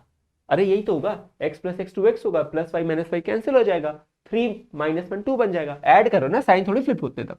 तो x की वैल्यू क्या आ गई 1, अगर x 1 है तो y 2 होगा तभी तो 3 बनेगा, खत्म। This is one of the easiest problem so far. तो x is 1 and y is 2 हो गया। नेक्स्ट करें, क्वेश्चन नंबर 7 से वर्ड प्रॉब्लम शुरू हो रहा है और ये जो क्वेश्चन है ये डिजिट्स और नंबर पे बेस्ड है और इसका एक छोटा सा थ्योरी वाला पार्ट बता देता हूँ। वैसे वीडियो में आप जरूर इसके शो नोट्स में देखिएगा, नीचे एक प्लेलिस्ट होगी जो कि सिर्फ नंबर्स के ऊपर बेस्ड क्वेश्चंस के ऊपर है, बहुत अच्छी बनाई थी मैंने। बेसिकली मैं क्या बुलाता आया हूँ, दो चीजों को मैंने एकदम मतलब कंठस्थ कर लिया था, एक था ऑन और एक था आर एन। अब ऑन और आर एन क्या था, ऑन था ओरिजिनल नंबर और आर एन था रिवर्स नंबर। मैंने हमेशा अज्यूम किया कि शुरुआत में 2 डिजिट होंगी एक्स और वाई, एक्स होगी टेंस प्लेस पे और वाई होगी यूनिट्स प्लेस पे। इसको समझने के लिए थोड़ा सा पीछे चलते हैं अपनी एज में, मतलब मैं तो बहुत पीछे चला जाऊंगा, आप थोड़ा सा पीछे जाएंगे तो आपने पढ़ा था ग्रेड 2-3 में कि अगर 32 लिखा हो तो उसको आप लिखते हो 3 × 10 + 2 × 1, पढ़ा था। क्या मतलब था इसका कि 3 जो है वो टेंस प्लेस की डिजिट है तो उसको 10 से मल्टीप्लाई करो और 2 जो है यूनिट्स प्लेस की डिजिट है तो उसको 1 से मल्टीप्लाई करो। ऐसा करने से अगर तुम जोड़ोगे तो नंबर पाओगे। तो नंबर डिजिट से बनाना होता था तो टेंस प्लेस को 10 से मल्टीप्लाई करते थे और यूनिट्स प्लेस को 1 से मल्टीप्लाई करते थे। जब हमने वहां सीख लिया था तो 10th में थोड़ी कंफ्यूज हो जाएंगे। तो ऑन क्या होगा, अगर टेंस प्लेस पे x है तो 10x और यूनिट प्लेस पे y है तो y इंटू 1 जो कि y ही रहेगी। जब मैं रिवर्स करूंगा डिजिट्स को तो रिवर्स नंबर की डिजिट्स yx टाइप की हो जाएंगी। अब की बार टेंस प्लेस पे जो डिजिट होगी वो y होगी, तो अब की बार होगा 10y प्लस यूनिट्स प्लेस पे x होगी तो x, यानी मेरा ओरिजिनल नंबर कहलाता है 10x प्लस y, ये मैंने कंठस्थ किया हुआ है, साथ में रिवर्स नंबर कहलाता है 10y प्लस x। समझ गए बात को। अब हमें इस क्वेश्चन को सॉल्व करना है। ये क्वेश्चन वैसे मैंने बहुत ही अच्छा पिकअप किया है, सीबीएसई के बोर्ड का क्वेश्चन है वैसे ये, लेकिन इस क्वेश्चन का एक अच्छा फायदा है कि आपको बहुत कुछ सीखने को मिल जाएगा। तो सबसे पहले एक पार्ट पढ़ते हैं और एक चीज आपको बताता चलूंगा उसमें। The sum of a 2-digit number and the number form by reversing the order of the digits is 66। Okay, तो sum of a 2-digit number, the number is 10x plus y। आपको ऊपर लिखना है टेंस प्लेस की जो digit है वो है x और यूनिट्स प्लेस की जो डिजिट है वो है y। ये मैंने ओरिजिनल में अज्यूम किया हुआ है। तो 10x plus y plus reverse number 10y plus x equals to 66। Simplify कर लेते हैं तो 11x plus 11y equals to 66, या x प्लस y की वैल्यू आ गई 6। This is one of the equation I need to carry forward. ठीक है, ये थोड़ा इक्वेशन ऐसी है जिसको मुझे कैरी फॉरवर्ड करना पड़ेगा। क्यों बोलो कैरी फॉरवर्ड, बताता हूं। सेकंड वाला पार्ट पढ़ो, वो कहता है if the 2 digits differ by 2, यहीं पे खेल शुरू हो जाता है इस क्वेश्चन का। अगर दोनों डिजिट्स के बीच का डिफरेंस 2 है, डिफरेंस हमेशा एक पॉजिटिव वैल्यू होती है, इसका मतलब मुझे ये नहीं पता कि x वैल्यू बड़ी है या y वैल्यू बड़ी है, यानी x माइनस वाई 2 है या y माइनस x 2 है। समझ गए, इसीलिए मैंने कहा कैरी फॉरवर्ड करना पड़ेगा क्योंकि 2 बार सॉल्व करना पड़ेगा। तो एक केस मानते हैं, case 1 when x is greater than y। Case 1 मानते हैं जब x की वैल्यू y से बड़ी है। This implies x minus y is equal to 2 as per the statement 2। x minus y 2 है तो हमें पता है कि x प्लस वाई कितना है, 6 है। ऐड कर दो दोनों को तो क्या मिलेगा, 2x इक्वल्स टू 8। इसका मतलब x इक्वल्स टू 4। अगर x 4 है तो यहां रख दो, y 2 आ जाएगा। अब ये बेटा कर लोगे क्योंकि मैंने बहुत एंड पॉइंट पे हूं और अब मुझे थोड़ा स्पीड करना पड़ेगा। तो ये 4 हो जाएगा तो y की वैल्यू 2 आ जाएगी। कैसे आ गई आपको पता है, क्योंकि यहां पे रख दिया था और सिंप्लीफाई कर लिया y के लिए। तो जो नंबर बनेगा वो एक्स वाई टाइप का है तो बनेगा 42। So the number is 42। सही है। अब इसी को केस 2 में सॉल्व करते हैं। जब x is less than y, जब x y से छोटा होगा तो डिफरेंस y माइनस एक्स लिखना पड़ेगा। क्यों, क्योंकि y बड़ा है ना, और मैंने बोला डिफरेंस पॉजिटिव वैल्यू होती है। तो y माइनस एक्स 2 होगा। और ये क्या लिखा हुआ है बेटा, x plus y equal to 6। तो थोड़ा बुद्धि लगाओ, इसको मैं y प्लस एक्स भी तो लिख सकता हूं। क्या फर्क पड़ जाएगा, y plus x equal to 6 लिख देता हूं, x प्लस वाई अभी भी। ऐसा करा इसलिए, हाँ, क्योंकि मैं अपना टाइम बचा रहा हूं। ये दोनों को ऐड करूंगा जब तो 2y हो जाएगा और अब की बार x चला जाएगा तो अब की बार y बराबर 4 आ जाएगा। अगर y 4 है यहां रख दो फिर से, अब की बार x 2 आ जाएगा। और अगर x 2 है तो नंबर क्या आएगा, 24, क्योंकि आपने नंबर बोला था वो एक्स वाई टाइप का है। खत्म हो गया क्वेश्चन। अब उसका पार्ट पढ़ो, फाइंड द नंबर, बिकॉज एक नहीं है दो है, 42 या 24। How many such numbers are there, 2। ये लिख देना बेटा, देयर आर 2 सच नंबर्स। इसका भी एक आंसर का नंबर होता है, there are 2 such numbers which have a units which have the difference of the digit 2। समझ गए। और सम दोनों का 66 है, 24 और फ्लिप 42 66, 42 और 24 66। तो इसलिए 2 सच नंबर्स हैं। समझ गए, समझ गए तो नेक्स्ट करेंगे क्वेश्चन नंबर 8। बहुत ही अच्छा क्वेश्चन है, लेवल 2 का आर.डी. शर्मा का क्वेश्चन है, ध्यान से सुनिएगा। While covering a distance of 30 kilometre, 30 kilometre की दूरी तय हो रही है, Ajit takes 2 hours more than Amit. तो मैं मान लेता हूं, अब ये दोनों नाम जो है ना बहुत कंफ्यूजिंग है, दोनों के नाम ए से शुरू होता है तो मुझे पूरा लिखना पड़ेगा, वरना तो मैं अजीत और बबलू बना देता। पकड़ो बबलू, पकड़ो बबलू है ना। चलिए, अगर आपने वो मीम देखा है तो ठीक है। तो अजीत और अमित, तो अजीत 2 घंटे ज्यादा लेता है अमित से, तो मान लेते हैं अमित टी आवर्स लेता है, तो अजीत 2 घंटे ज्यादा लेता है तो टी प्लस 2 लेता है। भाई अगर अजीत को 8 घंटे लगते हैं तो अमित को 8 घंटे लगते हैं तो अजीत को 10 घंटे लगते हैं। अजीत 2 घंटे ज्यादा टाइम लेता है उतनी ही दूरी तय करने में। तो अगर यहां से यहां जा रहे हैं 30 किलोमीटर, तो अजीत और अमित, ठीक है, अजीत को अगर 8 घंटे अमित को अगर 8 घंटे लगते हैं तो अजीत को 2 घंटे ज्यादा नहीं 10 घंटे लगते हैं, ठीक। If Ajit doubles his speed, ये अजीत है बेटा, ये अमित बोल देते हैं इसको, ठीक है, क्लियर हो जाएगा पिक्चर में। तो अजीत अगर अपनी स्पीड को बढ़ा दे तो उसे 1 घंटा कम लगेगा अमित से। अगर अजीत तेज चलने लग जाएगा तो उसे 1 घंटा कम लगेगा। तो अभी मान लेते हैं थोड़ी देर के लिए कि स्पीड एस चल रहे थे। अजीत की स्पीड क्या थी बेटा? एस थी। अजीत की स्पीड क्या थी? एस थी। अगर अजीत अपनी स्पीड को डबल कर दे, यानी कि वो 2s कर दे, डबल कर दिया, जब अपनी स्पीड को डबल कर देगा तो ही would take 1 hour less than Amit. तो अब अमित को मान लेते हैं t आवर्स लग रहे थे, क्योंकि अमित ने तो कुछ नहीं चेंज किया। सुनिए इस बात को, कोड को समझिए। अमित ने अपनी स्पीड में कोई चेंज नहीं किया, तो वो पहले भी t आवर्स लेता था, आज भी t आवर्स ही लेता है, सही है। लेकिन अजीत ने कहा अरे मैं तो तेज भागूंगा, मुझे फर्स्ट आना, रेस जीतनी है मुझे। तो अजीत को अगर रेस जीतनी है तो वो क्या करेगा? अपनी स्पीड को डबल कर देगा। अब जैसे ही डबल कर देगा अपनी स्पीड को, तो अजीत को 1 घंटा कम लगेगा अमित से, 1 घंटा कम लगेगा, यानी कि अब t-1 लगेगा। उसको कितना लग रहा है? t लग रहा है, अब कितना लगेगा उसको? t-1 लगेगा। बात समझ गए? क्वेश्चन खत्म हो गया। क्या चीज है इस क्वेश्चन में जो कभी चेंज नहीं हो रही? पता है आपको क्या चीज है? देखिए, स्पीड चेंज हो रही है, टाइम भी बदल रहे हैं। ये बोलेगा सर अमित का टाइम नहीं चेंज हो रहा, पर उसका क्या करूं मैं, वो चेंज नहीं हो रहा। तो लेकिन क्या चीज है जो कांस्टेंट है? क्या क्रिया हो रही है? व्हाट्स द एक्सपेरिमेंट और what's the kind of thing which is happening? They are covering distances which is from A to B, from one point to another point, and it is not changing, the distance is constant. This is the core of this question. ये बहुत important point है। Second core है, एक core ये था, एक second core ये है, डुअल कोर प्रोसेसर है। तो 30 किलोमीटर डिस्टेंस चेंज नहीं हो रहा। तो अगर मैं ये बोलूं कि पहले अजीत को, अब अमित को भूल जाइए, अमित का एग्जिस्टेंस कभी खत्म है।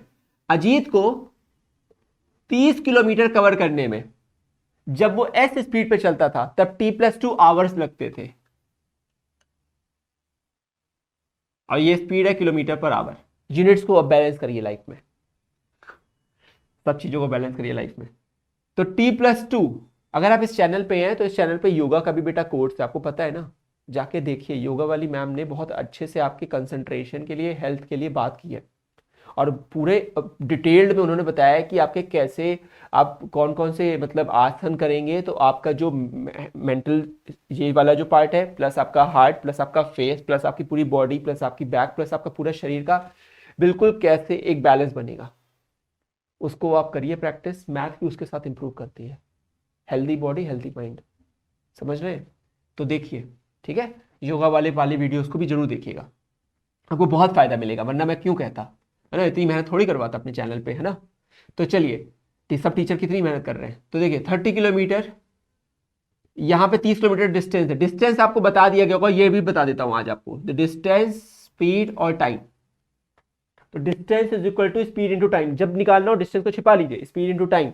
जब स्पीड निकालनी हो तो डिस्टेंस अपॉन टाइम, जब टाइम निकालना हो तो डिस्टेंस अपॉन स्पीड, खत्म। तो distance is equal to speed into time. और इसको कैसे फिल किया? ABCD में D पहले आता है, फिर S आता है, फिर T आता है, हो गया। अब देखिए, तो डिस्टेंस कितना है? 30 किलोमीटर। स्पीड कितनी है? S। टाइम कितना है? t+2। सही है।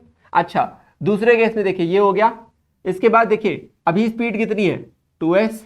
टाइम कितना है? t-1। डिस्टेंस कितना है? 30। सही है। इसको सिंप्लीफाई करेंगे, देखिए ये दोनों इक्वल है बेसिकली। तो ये क्या हो जाएगा? ये हो जाएगा st + 2s = 30, और ये आएगा 2st - 2s = 30। सही बात है। अब इन दोनों को अगर मैं ऐड कर दूं तो ये हो जाएगा 3st = 60। तो st की वैल्यू कितनी आ जाएगी? 20। st की वैल्यू बेटा कितनी आ गई? 20। ध्यान से देखो, इस क्वेश्चन को करने का तरीका बहुत अलग है, ठीक है। हड़बड़ाना नहीं है, गड़बड़ाना नहीं है, हड़बड़ाना नहीं है और गड़बड़ाना नहीं है। तो क्या क्या लाइनें ढूंढ लेता हूं। तो st + 2s = 30, 2st - 2s = 30। जब जोड़ा तो बन गया 3st, ये कैंसिल हो गया, = 60। st की वैल्यू आ गई 20। अगर st की वैल्यू आ गई 20 तो पुट करके s निकाल लेते हैं। अब किसी में भी पुट कर देते हैं, इस पे पुट कर देते हैं, इस वाली इक्वेशन पुट कर देते हैं। तो S T plus 2s equals to 30, तो 20 प्लस 2s इक्वल्स टू 30, तो 2s इज इक्वल्स टू 10 और s इज इक्वल टू 5, यानी कि 5 किलोमीटर पर घंटे की रफ्तार से चल रहा था शुरुआत में अजीत। अच्छा, क्या पूछा था? Find their speeds of walking.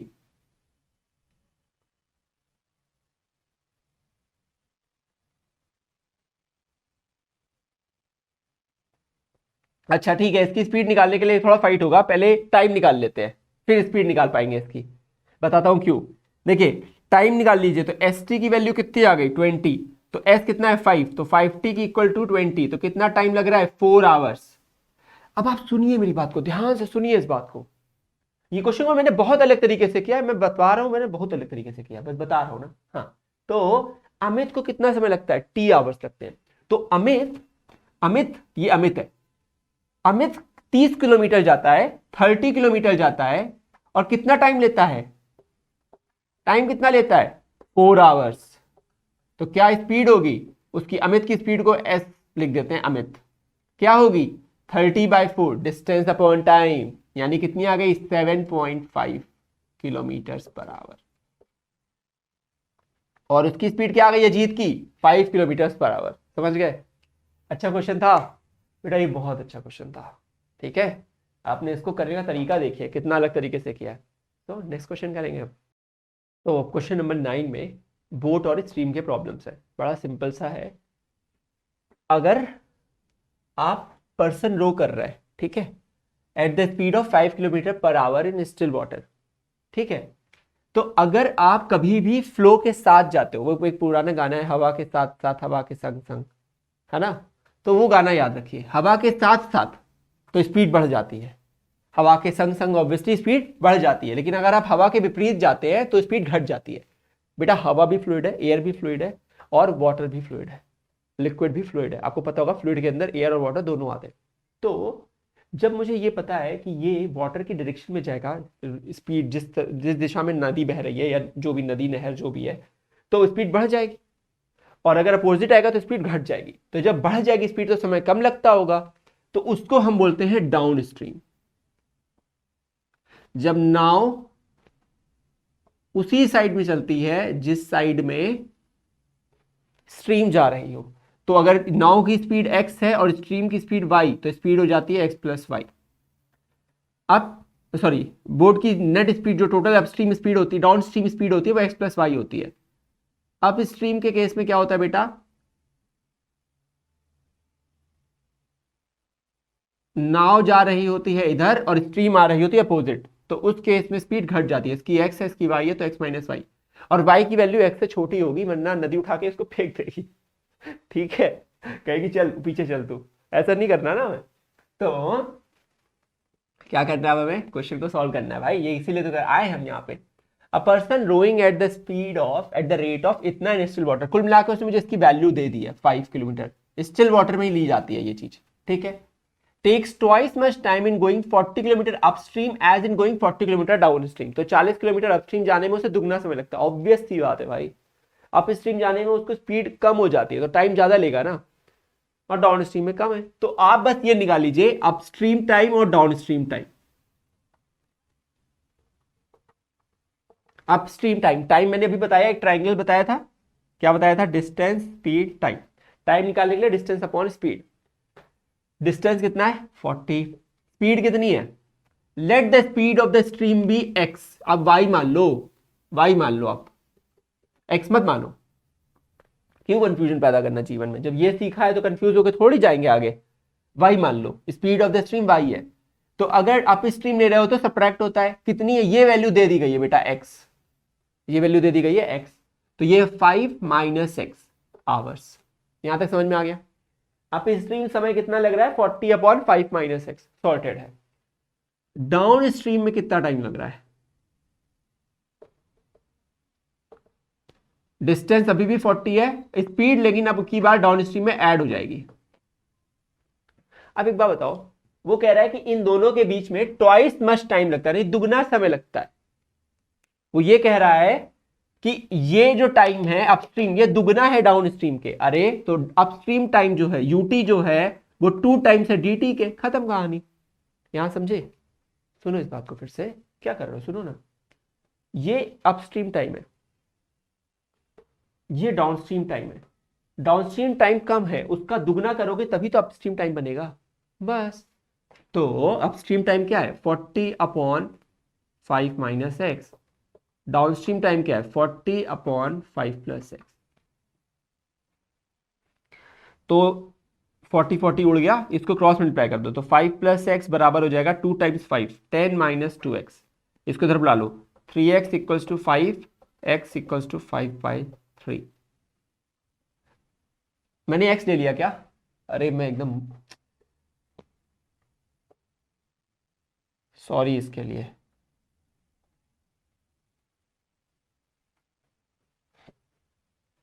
मेरे दिमाग में बताया x ही चल रहा था। तो y किलोमीटर पर आवर है और y रखना है ना, तो x की वैल्यू 5 पता थी, y की वैल्यू y रखनी थी, एकदम ना एकदम दिमाग में ना वो आदत पड़ चुकी है। ठीक है, समझ गए हो, तो y की वैल्यू आ गई यहां से 5/3, जो कि स्पीड ऑफ स्ट्रीम है बेसिकली। ठीक है, नेक्स्ट करते हैं, क्वेश्चन नंबर 10 कर रहे हैं। क्या कह रहा है, the students of a class are made to stand in rows. तो कुछ स्टूडेंट है बेटा, उनको बोला गया कि तुम लोग चलो एक साथ सब एक रो में खड़े हो जाओ, ठीक है, ऐसे करके, ठीक है। If 3 students are extra in a रो, तो इस तरह से मल्टीपल रोज है, ठीक है बेटा। अगर अब वो पहली कंडीशन बोलता है कुछ स्टूडेंट है, मुझे नहीं पता कितने हैं, पता नहीं। If 3 students are extra in a row, अगर 3 स्टूडेंट्स एक्स्ट्रा है किसी रो में, तो there would be 1 row less, तो टोटल रोज जो होंगी वो एक कम हो जाएंगे। तो अगर 3 स्टूडेंट एक्स्ट्रा रखेंगे तो एक रो कम हो जाएगी, यानी एक रो गायब हो जाएगी। पहले कितनी रो थी मुझे नहीं पता, पर 3 स्टूडेंट अगर एक्स्ट्रा रख दूंगा हर रो में तो एक रो खत्म हो जाएगी। लेकिन अगर 3 स्टूडेंट्स को कम कर दूंगा हर रो में से, 3 निकाल लूंगा, तो एक रो एक्स्ट्रा बनानी पड़ जाएगी। समझ गए बात को, देखो कैसे करेंगे। मान लेते हैं कि हर रो के अंदर 1 2 3 4 5 6 पता नहीं कितने एक्स बच्चे हैं, और 1 2 3 4 5 6 पता नहीं कितनी रोज है। अब थोड़ा बुद्धि लगाओ,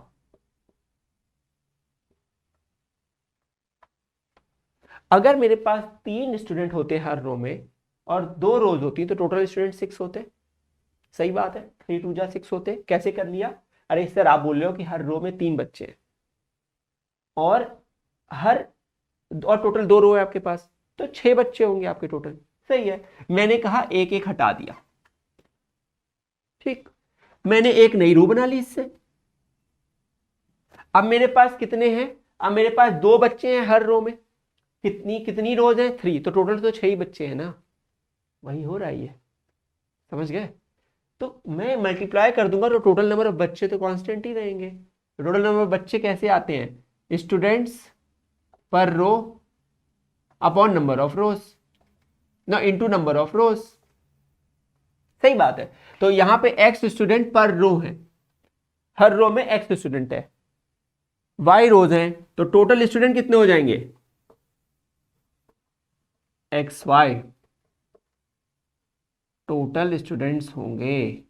एक्स स्टूडेंट्स पर रो है, वाई रोज है, टोटल स्टूडेंट कितने हो जाएंगे बेटा, एक्स वाई। अब समझ गए, लॉजिक समझ में आया कहां से आया वो। अच्छा, अब क्वेश्चन ने अपना दम तोड़ दिया है, उसे बस हमें उठाना है और फेंक देना है। उठाना कैसे है, देखो, if 3 students are extra in are row, condition 1, 3 student extra है, अगर x की जगह x प्लस 3 है तो एक रो लेस होगी, तो y की जगह कितनी रो होंगी, y माइनस 1 होगी।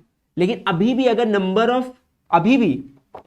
Number of students in each row into the number of rows multiply करेंगे, देखिए 2 इंटू 3 कर रहे थे 6 आ रहा था, पहले 3 इंटू 2 हो रहा था, नंबर ऑफ स्टूडेंट्स तो चेंज नहीं होगा ना, तो अभी भी ये वैल्यू किसके बराबर होगी, टोटल नंबर ऑफ स्टूडेंट के।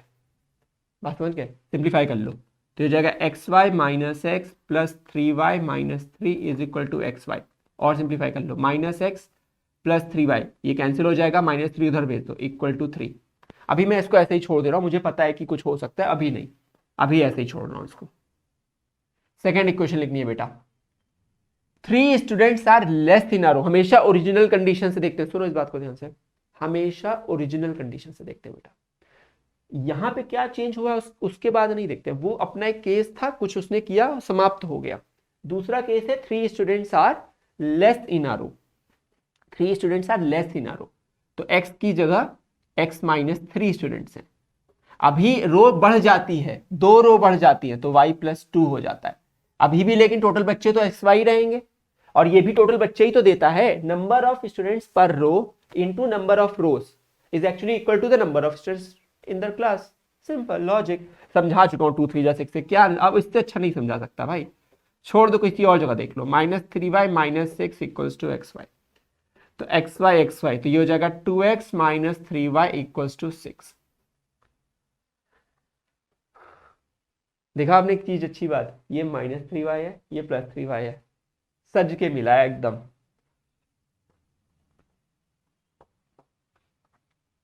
बस ऐड करूंगा मैं इसको, ऐड कर दो, क्या हो जाएगा 2x माइनस एक्स, एक्स ये कैंसिल हो जाएगा, x आ गया 9, x को पुट कर दो, यहां पे 9 पुट करना, जल्दी आ जाएगा, x को 9 पुट कर दो, तो 3y is equal to 3 plus 9 हो जाएगा, क्योंकि -9 उधर जाके +9 हो जाएगा, तो 3y इक्वल टू 12, तो y की वैल्यू आ जाएगी 4। हमें पता करने थे कितने स्टूडेंट हैं, एक्स वाई हैं, तो number of students are equal to x y, 9 times 4 which is equal to 36। खत्म। समझे मैंने आपको कहां से पहुंचाया है इसको, यहां से यहां तक और ये 10वें क्वेश्चन तक आते आते मेरी आवाज ने भी अपना दम तोड़ दिया है तो अभी 2 और क्वेश्चन है वैसे 11th और 12th, वो कर लेंगे फिर फ्री।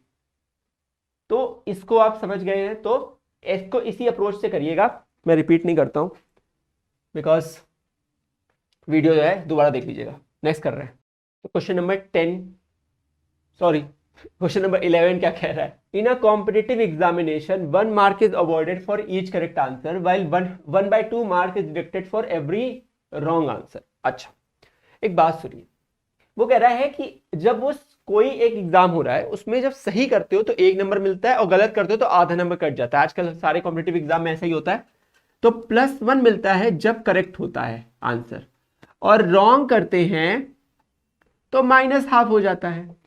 फिर कह रहा है कि जयंती ने 120 क्वेश्चन का आंसर दिया और उसे 90 नंबर मिले। अब आप सोचिए अगर 120 के 120 सही होते तो उसको कितने नंबर मिलते, 120, लेकिन उसको मिल कितने रहे हैं 90। तो हमें पता करना है कि उसने कितने सही किए हैं, बड़ा आसान है। आप सोचिए कि उसने x करेक्ट किए हैं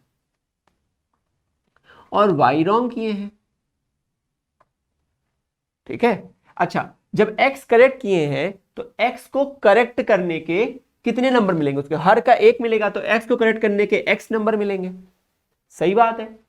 और y गलत है तो y को रॉन्ग करने के -½ टाइम्स y कट जाएंगे उसके, भाई 1 को गलत करने के -½ होते हैं, तो y गलत करने के -½ टाइम्स y हो जाएंगे, तो टोटल जो नंबर आएंगे वो 90 आएंगे। सिंप्लीफाई कर लेंगे इसको, तो x माइनस y/2 की वैल्यू 90। अभी मैं इसको एक इक्वेशन बना के छोड़ दे रहा हूं, सही है। अच्छा एक बात और सोचिए, एक और इक्वेशन चाहिए ना, अरे वो है 120 क्वेश्चंस भी तो हैं, तो टोटल क्वेश्चन करेक्ट और रॉन्ग मिला के कितने हैं 120। कितने क्वेश्चन है 120, तो ये 1 नहीं होगी मेरी इक्वेशन, चलिए 1 बोल देते हैं इसको, इसको सेकंड बोल देते हैं। अब एक बात सुनिए, इन दोनों इक्वेशन को आप देखिए, x आपको निकालना क्या, कितने करेक्ट आंसर है, तो आपको बेसिकली +1 वाले क्वेश्चन यानी कि करेक्ट वाले पता करने, यानी आपको x पता करना है। तो एक काम करिए एलसीएम ले लीजिए यहां, तो ये हो जाएगा 2x minus Y equal to 180, ये बेटर है, इसको 1 बोल देते हैं। अब देखिए 2x माइनस वाई एक इक्वेशन है बेटा, और दूसरी इक्वेशन है x plus y equal to 120। ऐसा इसीलिए किया क्योंकि मुझे y को हटाने की इच्छा थी, जरूरत भी थी, तो ये हो जाएगा, अरे नहीं नहीं नहीं नहीं नहीं नहीं नहीं, ऐड कर देंगे, क्या कर रहा हूं मैं बातों में, तो 2x plus x 3x equals to 300, क्योंकि ये तो कैंसिल हो जाएगा, ये ऐड हो रहे हैं, तो x की वैल्यू कितनी आ गई 100। तो हाउ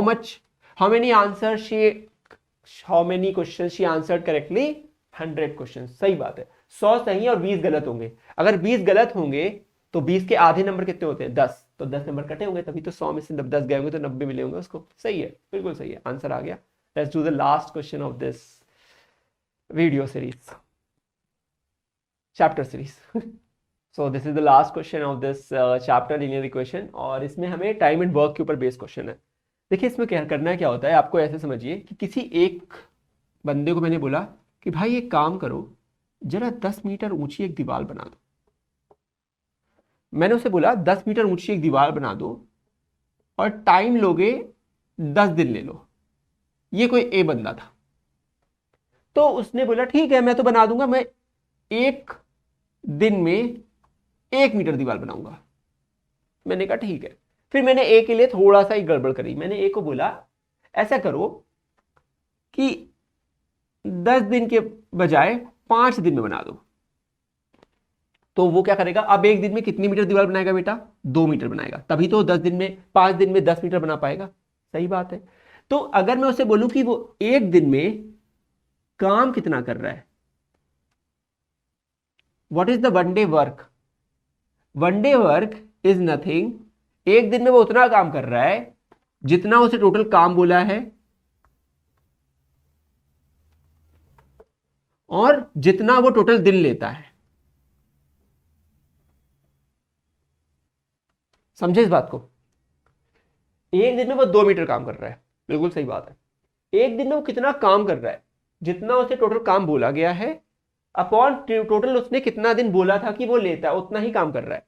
तो अगर आज मैं ये बोलूं कि टोटल काम मैं बदलता रहूंगा, टोटल काम is not a fix value और it is something which is not always the same. मैं 10 मीटर भी बोल सकता हूं, मैं ये बोल सकता हूं 10 लीटर पानी भर दो, या फिर कुछ और बोल देता हूं। तो टोटल काम के लिए हमने एक चीज बोली, उसको बोलते हैं यूनिट।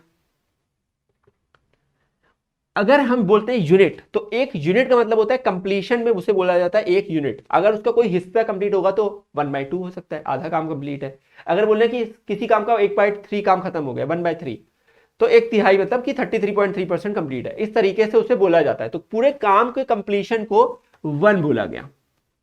और टोटल टाइम टेकन को मान लेते हैं 5 डेज है, तो 1 दिन का काम उसका 1/5 यूनिट है। अब ये कुछ भी हो सकता है, अब 10 लीटर भरवा सकता हूं, कुछ भी करवा सकता हूं। तो 1 दिन में वो कितना काम करता है, 1/5 या 1/हिज एफिशिएंसी, जो भी उसके काम करने की जो भी काम करता है वो। ठीक है, तो कितने दिन में करता है, 1/नंबर ऑफ डेज। अब ये नंबर ऑफ डेज हो सकते हैं, अगर कोई काम मान लेते कि आवर्स में खत्म होता है तो नंबर ऑफ आवर्स हो सकते हैं उसके टोटल। इसी तरीके से आप इसे कैलकुलेट करते हो। तो 1 डे वर्क ऐसे आता है। दुनिया की हर टाइम एंड वर्क की सिचुएशन इसी के ऊपर बेस्ड है।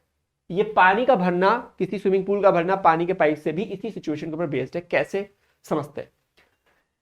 It can take 12 hours to fill a swimming pool using 2 pipes. 2 pipe की मदद से जब हम किसी स्विमिंग पूल को भरते हैं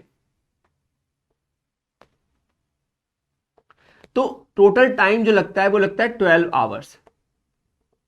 ठीक है, स्विमिंग पूल को लिखा है शॉर्ट में। ठीक है, 12 आवर्स।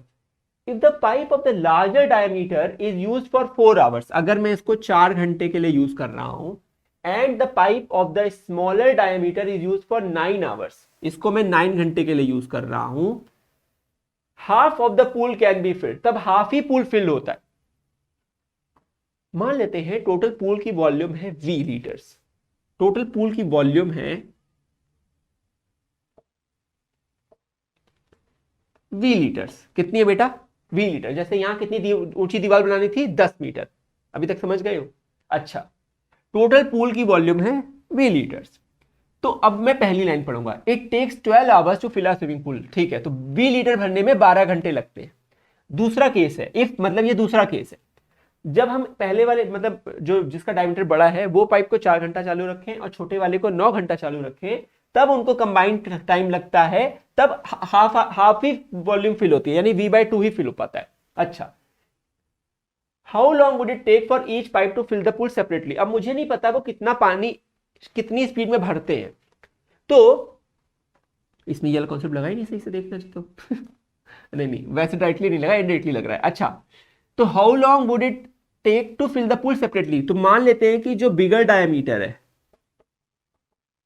बिग डाया वाला जो पाइप है वो x लीटर्स पर आवर भरता है,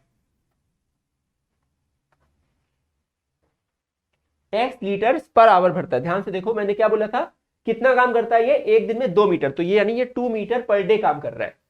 आप समझ रहे हो, 2 मीटर पर डे है ना, पर डे वर्क निकाला आपने। तो यहां पे बिग डायमीटर कितना है, x लीटर्स पर आवर भरता है। और जो स्मॉलर डायमीटर है बेटा, जो स्मॉलर डायमीटर है वो वाई लीटर पर आवर भरता है। वो कितना भरता है बेटा? वाई लीटर पर आवर भरता है। अच्छा, तो जब वो इट कैन टेक 12 घंटे अगर काम करते हैं तो पूरा वॉल्यूम भर देते हैं। यानी अगर ये 12 घंटे काम करें, यानी कि x लीटर 1 आवर में भरता है, तो 1 घंटे में कितना भरता है? x litre. तो 12 घंटे में कितना भरेगा? 12x। ये कितना भरेगा 12 घंटे में? 12y। तो टोटल वॉल्यूम v फिल हो जाएगी। वही आ रहा है, अभी मैं वही समझाना चाह रहा हूं, ये वही है, बस इनडायरेक्टली आ रहा है। सुनो भाई, x लीटर पर आवर भरता है, 12 घंटे चलेगा तो 12 लीटर, 12 इंटू एक्स भर देगा, 12x लीटर भर देगा, ये 12y लीटर भर देगा। टोटल वॉल्यूम जो है वो v लीटर के बराबर है, क्योंकि टोटल वॉल्यूम पूल की भर जाती है। लेकिन जब पहला ये वाला 4 घंटे चलता है तो 4x वॉल्यूम भरता होगा, ये 9 घंटे चलता है तो 9y भरता होगा, तब ये लोग टोटल वॉल्यूम का हाफ भर पाते हैं, यानी कि v/2 भर पाते हैं। ये क्वेश्चन नंबर 2 हो गई। कितना अभी लगेगा किस तरह से? तो 3 वेरिएबल है, 2 इक्वेशन है, मैथ्स कहती है सॉल्व नहीं होगा, मुझे पता है नहीं होगा, लेकिन तब भी आंसर आ जाएगा, थोड़ा धैर्य रखो। वो क्वेश्चन क्या पूछ रहा है ये देखो पहले, वो बोल रहा है how long would it take for each to fill the pool separately, यानी एक्स और वाई की वैल्यू निकालनी है। अच्छा, इसके अलावा इसमें और कुछ भी नहीं है। अब आप ध्यान से देखो, यहां से x प्लस वाई की वैल्यू क्या आएगी? v/12 आ जाएगी। x प्लस वाई की वैल्यू क्या आ जाएगी? v/12 आ जाएगी। कैसे आएगी?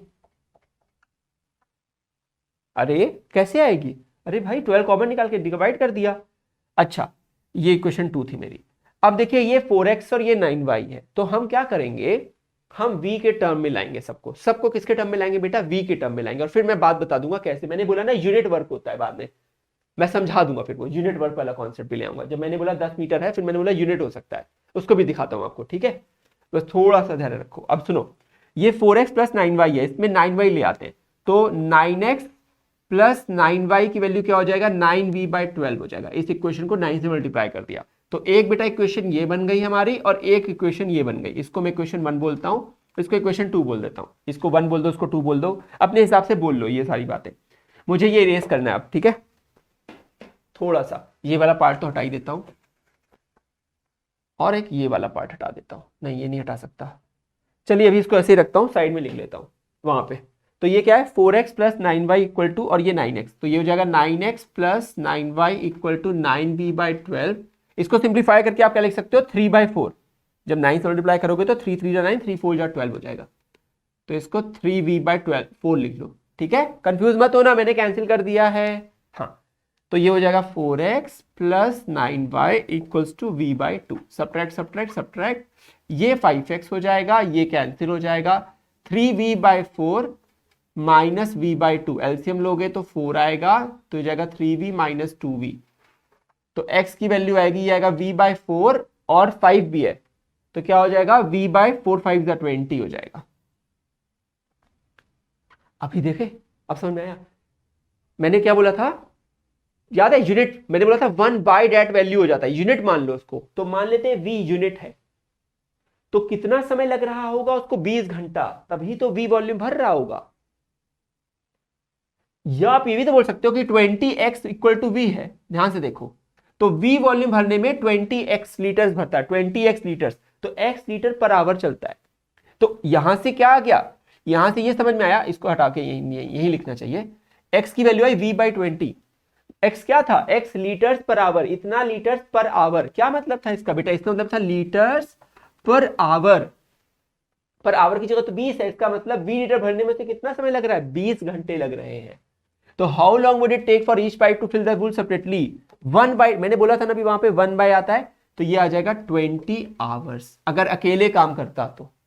बात समझ गए? अच्छा, इसके बाद y निकाल लेते हैं। x की वैल्यू आ गई है v/20, इसमें पुट कर देते हैं, तो v/20 plus y equal to v/12। Simplify करेंगे तो y की वैल्यू आ जाएगी v/12 minus v/20, v/12 minus v/20। इसका एलसीएम आएगा, पता नहीं क्या आएगा, मैं इसको सिंप्लीफाई कर देता हूं, ये v/30 आएगा बस, क्योंकि 20 माइनस 12 होगा 8, 8/240 जो कि होता है 30, तो v/30 आएगा। तो y क्या आया? v/30, यानी y जो है वो कह रहा है कि v वॉल्यूम पर 30 टाइम के हिसाब से पर घंटे कितना भरता है? v/30 भरता है। फिर से सुनो, y लीटर पर आवर है, यानी ये जो वैल्यू आ रही है ये आ रही है लीटर पर आवर, करेक्ट। तो v लीटर पर आवर के हिसाब से तो v/30 लीटर पर आवर भरता है। कितना? 1 घंटे में v/30 भरता है, तो कितने घंटे में भरेगा? 30 घंटे में भरेगा ना बेटा। 1 घंटे में ये स्पीड आ गई कि भाई v/30 की स्पीड से भरता है, v/30 की स्पीड से भरता है, ठीक है। v/30 की स्पीड से भरता है, तो कितने घंटे में v भर जाएगा? कितने घंटे में v भर जाएगा? 30 घंटे में। v/30 इंटू कर दो तब भी आ जाएगा। Distance equal to speed into time लगा दो तो भी हो जाएगा। ये स्पीड है और डिस्टेंस कवर करना है v, टाइम क्या होगा? Distance upon speed. कैसे ही बात है, तो डिस्टेंस अपॉन स्पीड, तो ये स्पीड है तो 30 आवर में भर जाएगा, ठीक है। तो उस तरीके से आप इसे समझ सकते हो कि कैसे आए। तो टोटल कितना टाइम आएगा बेटा?